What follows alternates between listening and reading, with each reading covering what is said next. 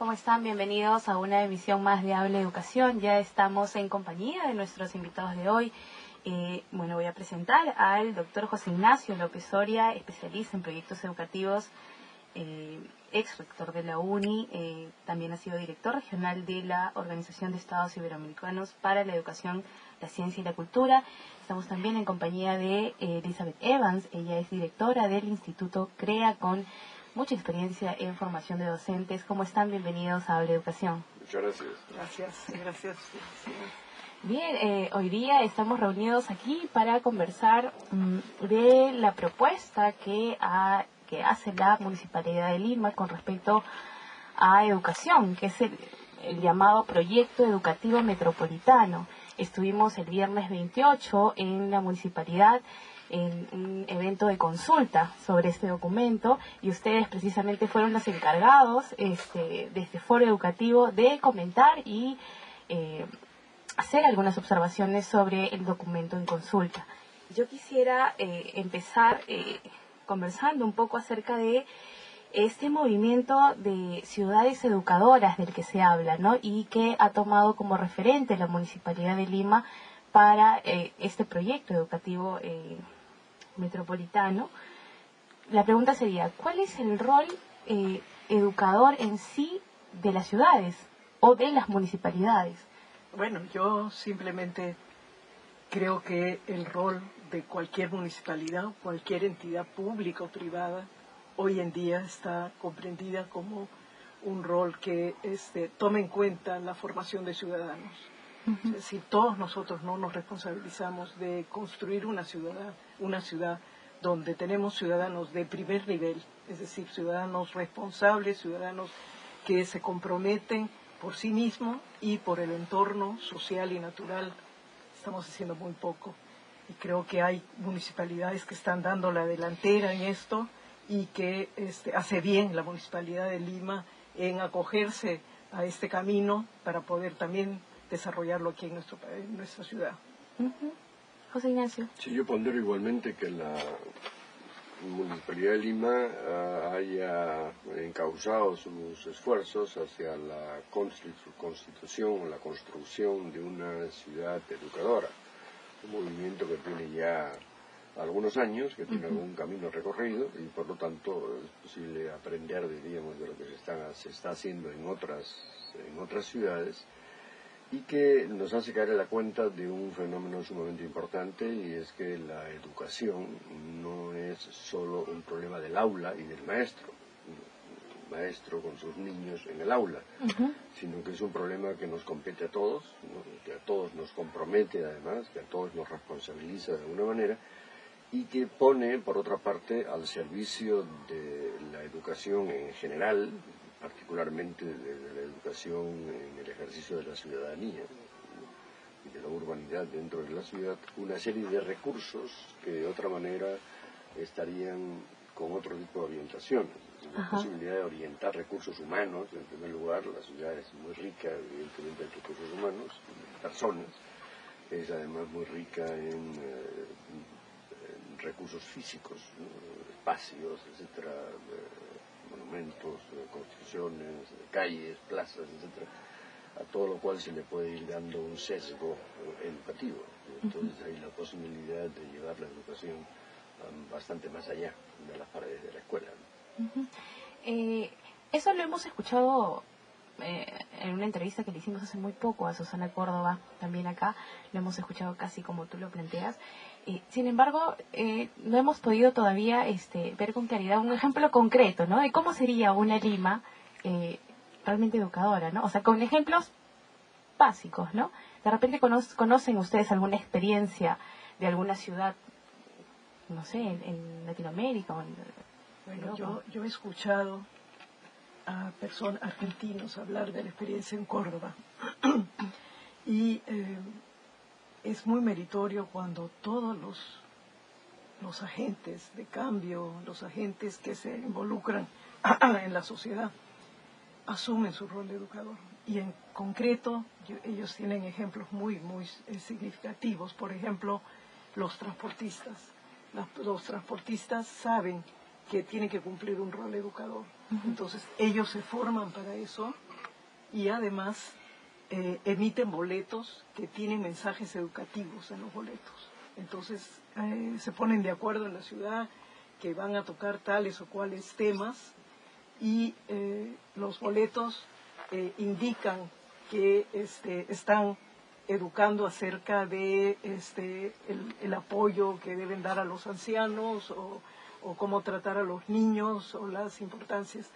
Entonces se ve en esa ciudad que no es solamente la escuela la que asume la educación, sino que es el conjunto de la sociedad. Por ejemplo, los bodegueros. Ujú. Los bodegueros también tienen que atender a la gente que llega a sus tiendas y también tienen que hacerse responsables de diferentes campos del mismo comercio o el trato que tienen que dar a los niños o qué se le pueden vender a los niños y cómo se le da los vueltos. Entonces, en realidad, se va viendo que cada agente que se moviliza en la ciudad asume su rol y ve cómo participa en esto, ¿no? Ujú. Bueno, hay deben haber, claro, hay cosas muy lindas, pero realmente, obviamente, todo esto tiene que ser encabezado por la autoridad y los políticos, ¿no? Nosotros tenemos que hacer un llamado también a los políticos en nuestro país para que también asuman la tarea educadora en todos sus actos, en la forma en que se comportan, en la forma en que aparecen en televisión, en los mensajes que dan. Entonces, tenemos un largo camino todavía por recorrer, pero tenemos que empezar a empaparnos de lo que está pasando en otros lugares y lo que podemos traer y hacer carne en nuestra realidad. ¿Será un buen inicio, José Ignacio? Yo creo que sí, hay ejemplos además significativos, como tú preguntabas. A mí me gustó mucho la gestión de la ciudad de Madrid por un gran educador, muy famoso educador, que era don Enrique Tierno Galván, ¿no? Que fue el primer alcalde elegido después de la época del franquismo, etcétera. Entonces este hombre hizo la ciudad mucho más acogedora, ¿no? Mucho más cercana, ¿no? De lo que había sido la ciudad hasta entonces, ¿no? Y eso a través del ordenamiento territorial, en parte es a través del ordenamiento territorial, por ejemplo, trabajando el tema de los parques, ¿no? Que los parques tengan espacios adecuados para los niños, etcétera, o ordenando efectivamente el tráfico, o haciendo que los diversos sistemas públicos y privados, además, se sometan a determinada normativa que facilitan, por ejemplo, el acceso y el uso de esos servicios o de esos espacios por parte de los discapacitados, etcétera, ¿no? Pues haciendo rampas, haciendo el tipo de movilidad pública que permite a un discapacitado fácilmente entrar en el metro, en el autobús, ese tipo de cosas. Entonces, todo eso muestran que hay evidentemente ejemplos que se pueden ir, no digo siguiendo al pie de la letra, porque naturalmente Lima es Lima, no es ninguna otra ciudad y tiene muchas características, ¿no? Pero creo que sí se puede contribuir desde la gestión adecuada de la ciudad hasta los sistemas educativos. Por ejemplo, un elemento que me parece desde el punto de vista de formación de ciudadanía y de formación de las personas en general sumamente positivo es que estos planes, concretamente de ciudades educadoras, se hacen generalmente de manera participativa. Es decir, la gente participa. No nos ocurre así en el caso de otras leyes en las que no hay mayor participación. Lo ha habido en el caso del Perú, por ejemplo, en la elaboración de la Ley General de Educación. La actual Ley General de Educación fue hecha también participativamente, siguiendo más o menos el proyecto educativo nacional, por ejemplo, que se ha hecho también participativamente. Entonces, la elaboración de un proyecto de este tipo de manera participativa ya es en sí misma, esa elaboración, ese proceso de elaboración ya en sí mismo es educativo, pues está convocando, digamos, a participar y comprometiendo capacidades en la elaboración de este producto, ¿no? Bien, bueno, el proyecto plantea transformar un poco la educación. O sea, además de intervenir en la educación básica, digamos, tiene todo otro trabajo que es el de transformar la ciudad, ¿no? Pero hablando solo de lo que es la escuela, ¿no?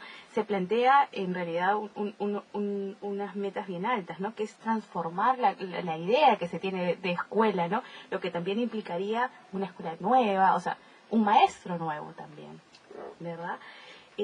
¿Cómo se contempla? O sea, eso es lo que plantea el documento en principio, ¿no?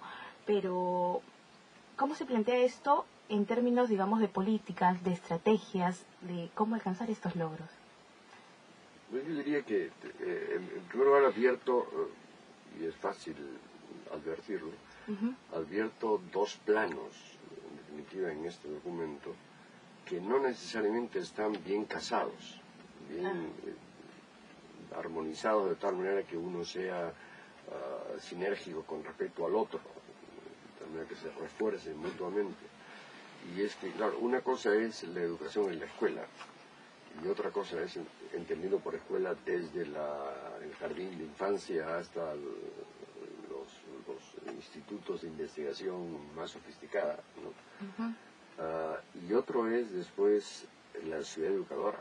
O sea, son dos cosas diversas que pueden ir en líneas convergentes, pero conseguir la articulación de estas dos perspectivas no es fácil, no es nada fácil. Y hay que tener en cuenta que la Municipalidad de Lima se enfrenta al reto no solo de hacer una ciudad educadora, que eso le corresponde a muchas ciudades, y lo están haciendo muchas ciudades, sin ser al mismo tiempo cabezas de región. Y esta es cabeza de región, es decir, tiene que ocuparse además de todos los aspectos de la educación escolarizada, Claro. ¿cierto? De la educación escolar. Y esa es la que plantea una serie de retos que no encuentro tan claramente afrontados en este documento. Entonces hay por una parte el intento de hacer esta ciudad educadora, etcétera, y luego por otra parte los aspectos relacionados con propiamente lo que tradicionalmente hemos entendido por educación. Y estos dos planos no están, creo, suficientemente articulados, de tal manera que sean potenciamiento del uno por el otro, potenciamiento mutuo entre ellos, ¿no? Eso es un primer problema que yo encuentro en un primer reto al que no es fácil responder porque no hay tampoco fórmulas hechas. Pues la mayor parte de las ciudades, de aquello a lo que llamamos ciudades educadoras y proyectos de ciudades educadoras, no tienen al mismo tiempo el reto de gestionar, de dirigir la escuela, sino que eso lo hace otra instancia, digamos, el Ministerio de Educación o el gobierno regional, etcétera, ¿no? Pero esta tiene las dos. Entonces, responder al mismo tiempo a los dos retos no es nada fácil, por cierto. Me imagino, claro. Y sí, yo creo que coincido plenamente con José Ignacio.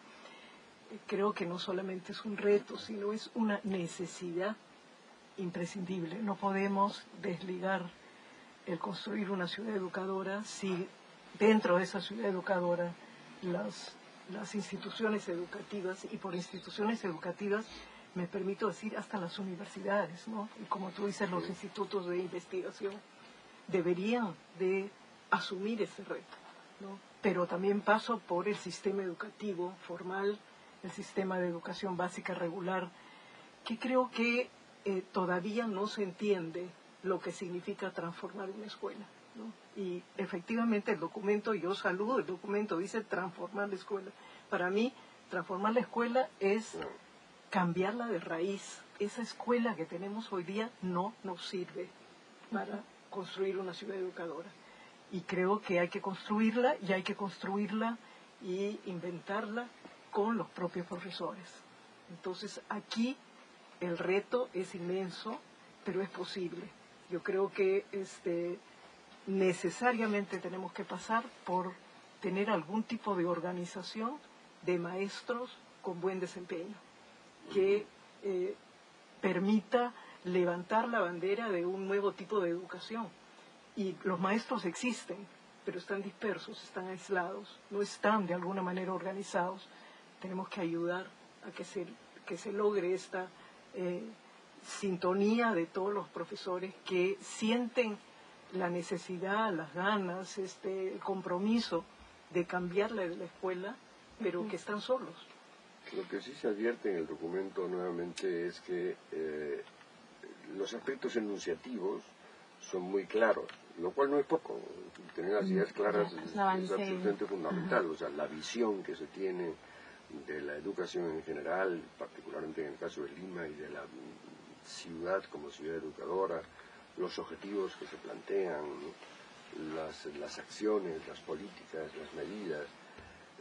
Faltan después, y supongo que será una etapa posterior, un análisis más fino de a qué logros concretamente queremos llegar, cómo vamos a medir si se llega o no a esos logros, con qué tipo de indicadores, con qué estrategias para la ejecución, con qué tipo de acompañamiento, en el caso de que haya fallas, que las habrá naturalmente.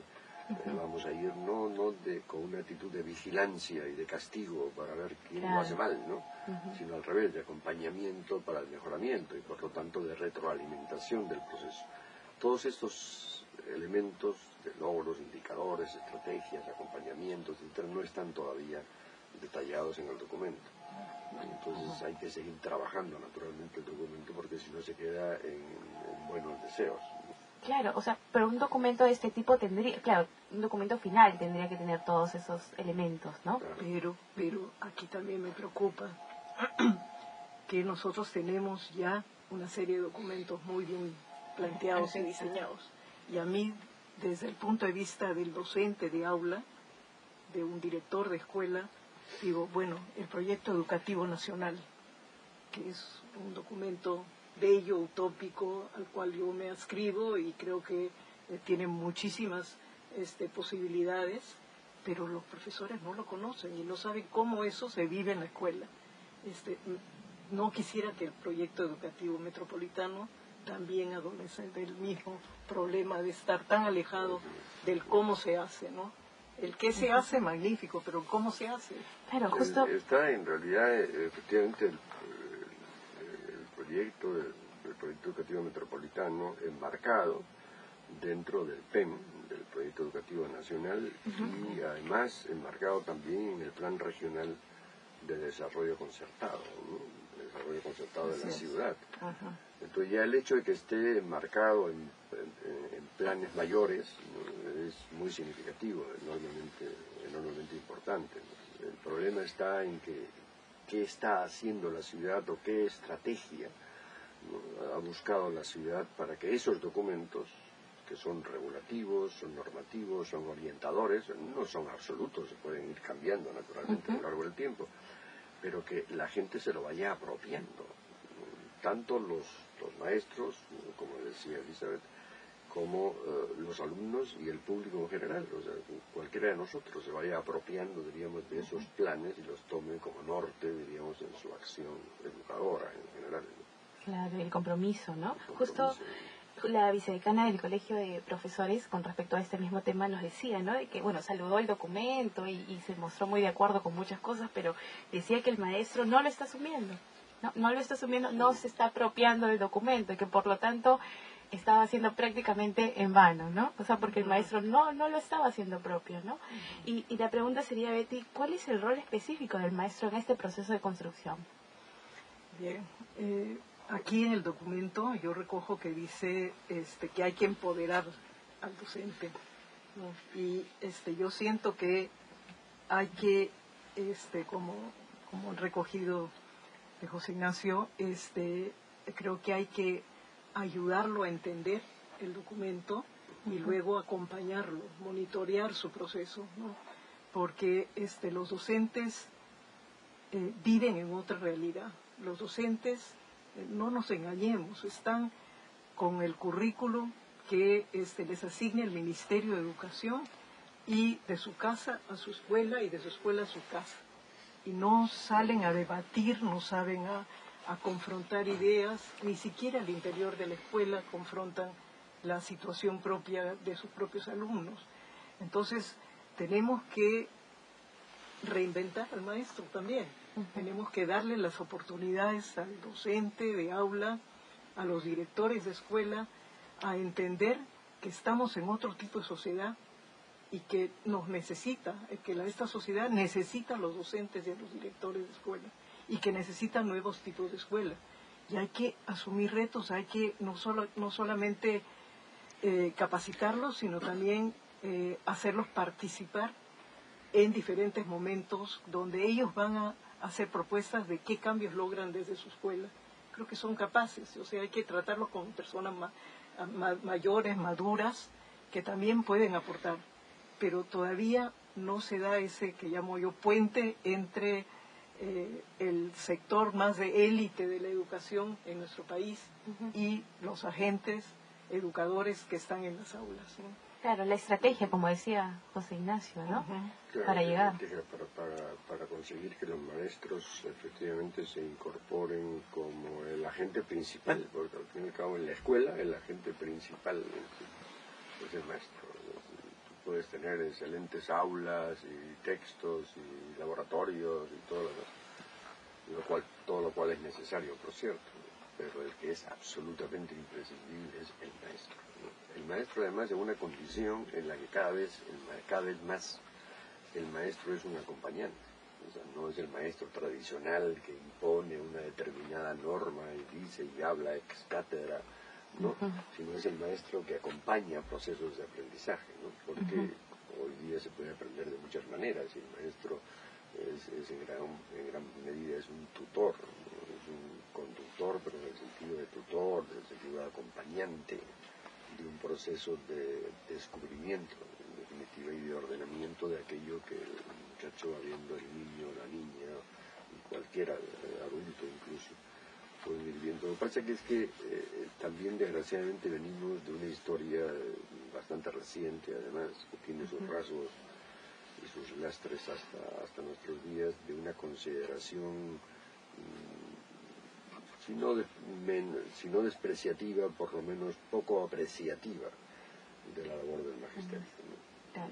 E incluso de un tratamiento a veces casi como el enemigo del maestro. Pues claro, eso cunde después en desánimos y en que el maestro no dé todo lo que puede dar de sí mismo, pero tampoco está motivado por entornos laborales que le faciliten, que le permitan realmente desarrollar todas sus capacidades, desde las posibilidades económicas de los maestros que vienen teniendo capacidades económicas muy reducidas, ¿no? Hasta motivaciones, ilusiones, todo ese tipo de actitudes, ¿no? Desgraciadamente arrastramos en eso una historia poco agradable del trato con el magisterio, ¿no? Creo que en ese campo también podríamos decir, así como hay buenos ejemplos de ciudades educadoras, también en otros países existen ejemplos de escuelas eficaces, eficientes, escuelas modelo, y debemos de recuperar de esas experiencias qué cosa es lo que ha permitido que funcionen bien esas escuelas y que los docentes trabajen para lograr ciertos fines, que básicamente es el buen aprendizaje del alumno, pero también es el ambiente, el clima apropiado para que sus alumnos aprendan. Y tenemos ejemplos miles de expertos, investigadores, que nos están señalando las pautas de qué cosa es una buena escuela hoy en día. Pero todavía en el Perú no tenemos esos referentes, todavía no los utilizamos. Y tenemos todavía los profesores aislados que están tratando de hacer su pequeña experiencia innovadora y no nos centramos en ver dónde están esas escuelas que tengan el potencial de ser escuelas innovadoras y que necesariamente el equipo de profesores esté articulado para llevar adelante un proyecto innovador, ¿no? Y un proyecto que puede potenciar e incluir a mucha gente, a los padres y madres de familia, a la comunidad, a las autoridades locales, pero eso todavía no lo hemos diseñado en el Perú, ¿no? Entonces todavía venimos también de un proceso en que los profesores se capacitaban solos, cada uno salía a ver cuántos certificados podía lograr para poder tener su expediente más robusto, ¿no? Y en cuanto más papeles tenías, mejor profesor eras. Entonces tenemos que romper esa tradición también Finalmente, las escuelas, las instituciones educativas son las que tienen que demostrar que al interior tienen estos agentes de cambio que de manera articulada y con criterios sólidos van ayudando a transformar la escuela. Otra vez transformar la escuela desde adentro, no solamente transformarla desde el municipio de Lima, ¿no? Claro.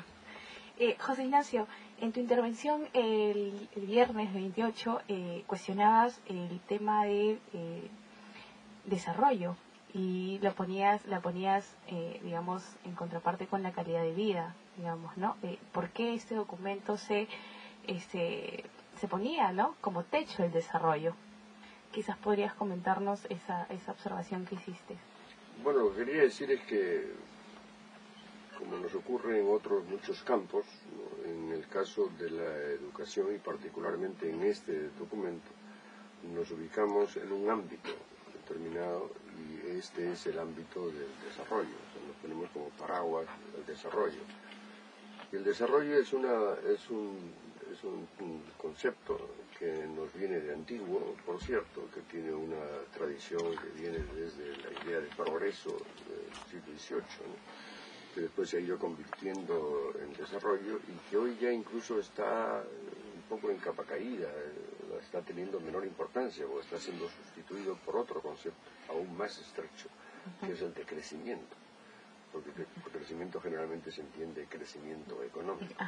Entonces, ponerse en esa dinámica, ¿no?, de progreso, desarrollo, crecimiento y aspirar a que lo único que importa en definitiva es el progreso, el desarrollo y finalmente el crecimiento medido a través de instrumentos que conocemos, ¿no?, nos pone en una condición en la que no nos preguntamos siquiera si es o no conveniente un desarrollo, es decir, si es o no conveniente pensar la vida en términos de desarrollo y no pensar la vida en términos de bienestar, en términos de calidad de vida, en términos de plenitud, del desarrollo de las potencialidades, del despliegue, para no usar el término desarrollo, el despliegue de las potencialidades humanas en general.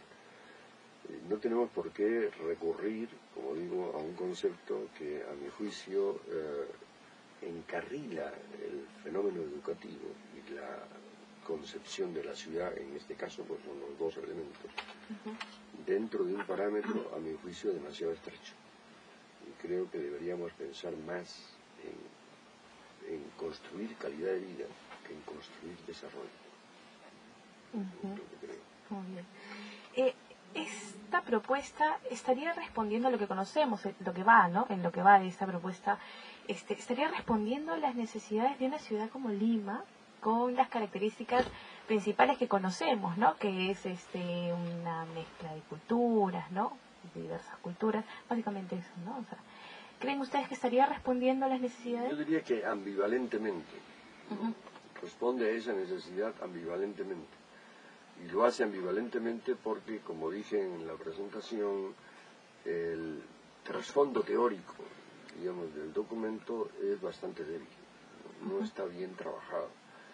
Y el hecho de que no esté bien trabajado desde el punto de vista teórico un documento hace que los conceptos que se utilizan en el documento no estén unívocamente utilizados, no se usen siempre en el mismo sentido, sino que se usen en sentidos ambiguos y a veces en sentido equívoco.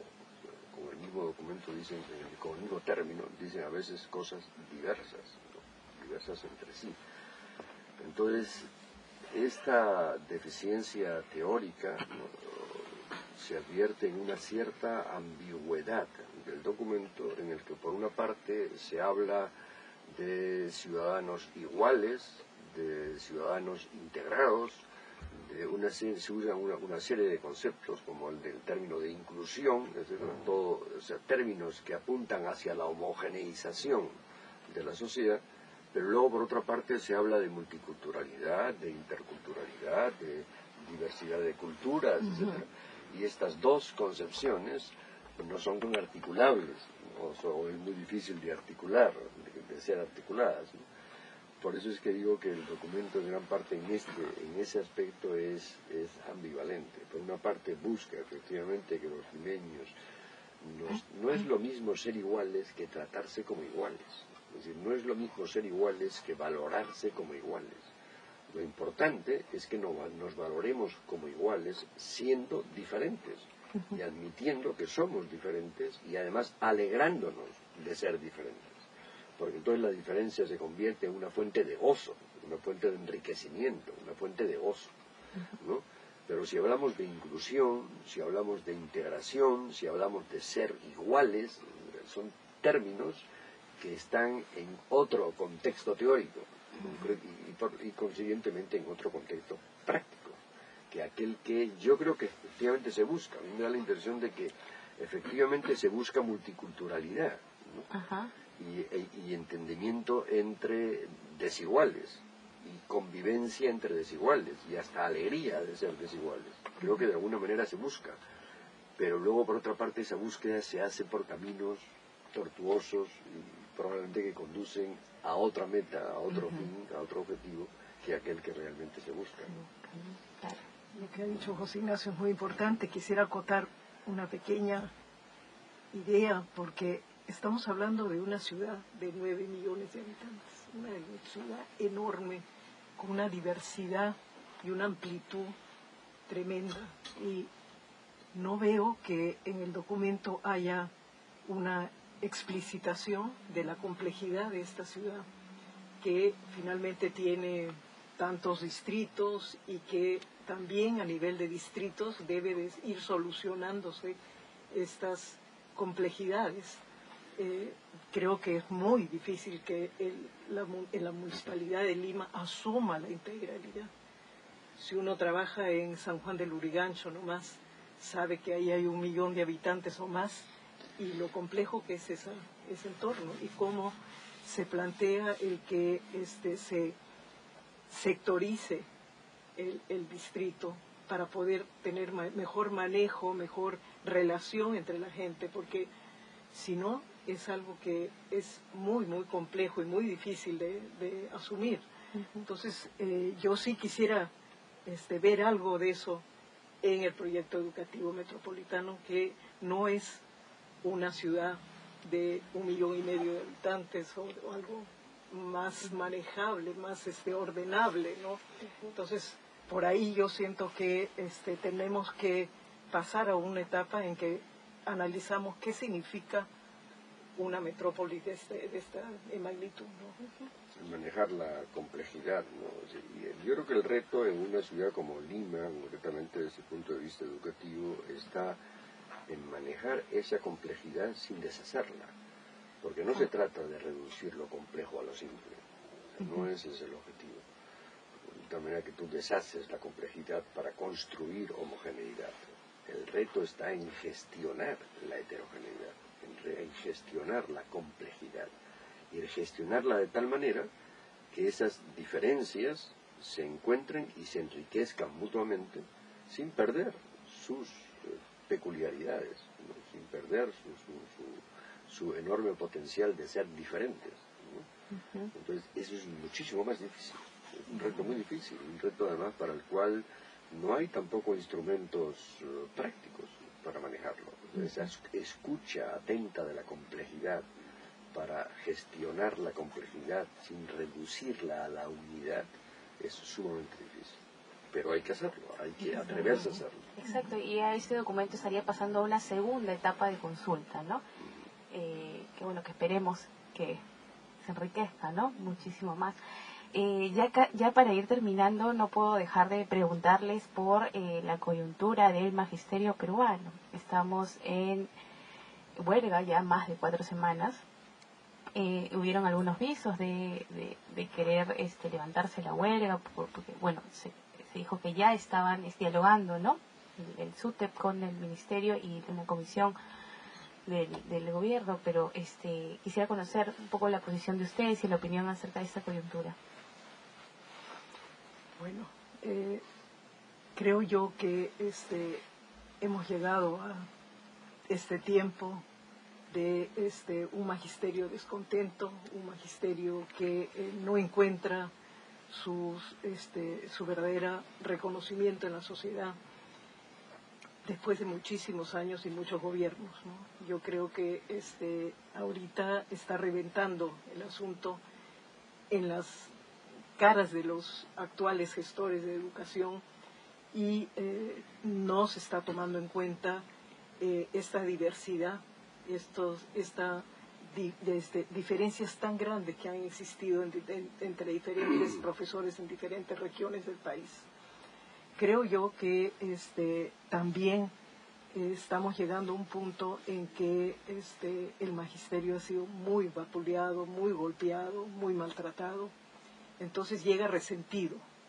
Y de lo que yo conozco de docentes que quieren hacer una buena labor en el aula, de que quieren no prolongar la huelga más, pero dicen, no, nos han maltratado tanto tiempo que ahora tenemos que solucionarlo, ¿no? Y en este momento queremos signos y señales del Ministerio de Educación. Ahora, el tema es tan complejo que yo creo que el Ministerio de Educación no lo va a resolver, lo va a resolver el Ministerio de Economía. Y están dialogando infructuosamente, realmente, creo yo, entre el Ministerio de Educación y la dirigencia, un sector de la dirigencia y una dirigencia que no representa a la mayoría de docentes. Entonces, es sumamente complejo. Realmente yo lo que siento es que vamos a salir muy golpeados después de esta huelga. No creo que se debe resolver el tema del aumento con el tema de la carrera docente. Esos dos son aspectos que deberían de diferenciarse y no tomarse como punto para llegar a acuerdos. Y también creo que esta propuesta de levantar una organización de maestros que se preocupan por la educación es necesarísimo en nuestro país, ¿no? Los sindicatos no han respondido a la necesidad de tener mejor enseñanza y mejores aprendizajes en los colegios.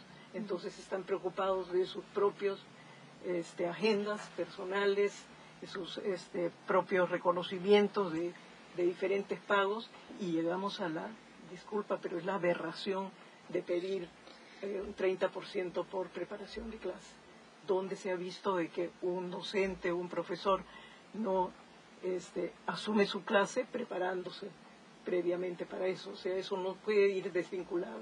Entonces, creo que hay un mal tratamiento de todas las partes en esto y vamos a salir todavía con golpes y parches que vamos a tener que subsanar en el camino. Bueno, yo añadiría, simplemente subrayaría una de las cosas dichas, apuntando un poco lo siguiente brevemente. Una primera cuestión es que yo creo que no tenemos que olvidar que venimos de una historia, y además una historia muy reciente, en la que el triunfo consistía en debilitar al sindicato de los maestros. La gloria consistía en eso, en debilitar el sindicato de los maestros. Y eso es una actitud, en primer lugar, antidemocrática, porque los partidos políticos, las organizaciones sociales, las organizaciones sindicales son absolutamente necesarias para un buen desarrollo de una democracia. Y por lo tanto, el Estado, que se preocupa de debilitar esas instituciones, está sembrando minas contra la democracia, en definitiva. Entonces, en esa situación, además, claro, ha ocurrido, es difícil analizar las causas y no lo podemos hacer ahora, naturalmente, pero ha ocurrido, por otra parte, no solamente un debilitamiento desde fuera, sino un debilitamiento desde dentro del propio sindicato magisterial, y esto ha hecho que, como se acaba de notar, que efectivamente ahora en este momento ninguno de los grupos, digamos, de maestros sindicalizados sea representativo del total del magisterio. Y esto trae nuevas dificultades, dificulta enormemente el tratamiento, y por lo tanto los arreglos que se puedan llegar con un determinado grupo pueden ser probablemente contradichos por el otro grupo. Y es más, probablemente el otro grupo está esperando que llegue a algún tipo de arreglo para iniciar otra huelga, probablemente, o para reiniciar la otra huelga. Hay que tener en cuenta además, y hay que decirlo, que algunos de estos sectores están atravesados por tendencias violentistas, ¿no es cierto? Y claro, también es otro fenómeno que hay que tener en cuenta y hay que considerar, ¿no? Entonces, la situación yo no la veo fácil. Considero igualmente que los temas de las remuneraciones van por líneas paralelas que convergen de vez en cuando con los temas de la carrera pública magisterial, que no necesariamente tienen que ir juntos, unidos, y que cuando hay reivindicaciones de carácter económico, no necesariamente tiene que haber reivindicaciones con respecto a la carrera magisterial, y al revés, ¿no? Entonces son como dos cosas diversas que, sin embargo, en los últimos tiempos, también por una cierta inexperiencia, creo, del propio Ministerio de Educación, se han juntado, ¿no? Ha contribuido, diríamos, el Ministerio de Educación a que estos dos componentes se junten, y eso no es nada beneficioso, digamos, para resolver los problemas. Eso dificulta, lo hace bastante más compleja la búsqueda de una solución adecuada al problema. Pero yo creo que tenemos que partir de un elemento que me parece importante, y es que efectivamente el magisterio está muy mal pagado, no solamente mal pagado, sino está muy mal pagado, ¿no? Y además trabaja en condiciones no solamente económicas, personales, sino en condiciones sociales y de posibilidades de desempeño en la escuela sumamente duras, ¿no? Consiguientemente muy poco atractivas.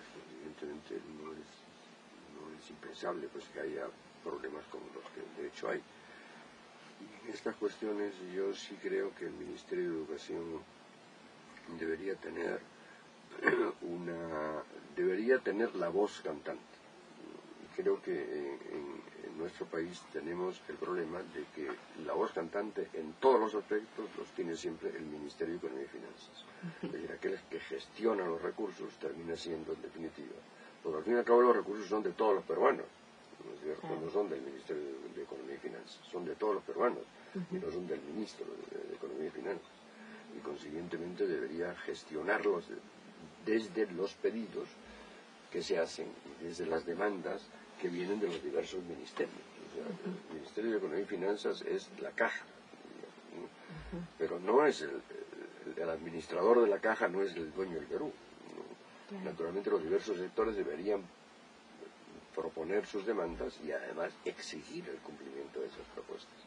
Por lo tanto deberían ser más fuertes los diversos ministerios en general, no solamente el de Educación, para que hubiese un cierto equilibrio, porque si no, de otra manera, estamos convirtiendo, cosa que al ministro de Economía diríamos el presidente de la República, cosa que desgraciadamente ocurre no solo en el Perú, por cierto, ocurre en muchos países.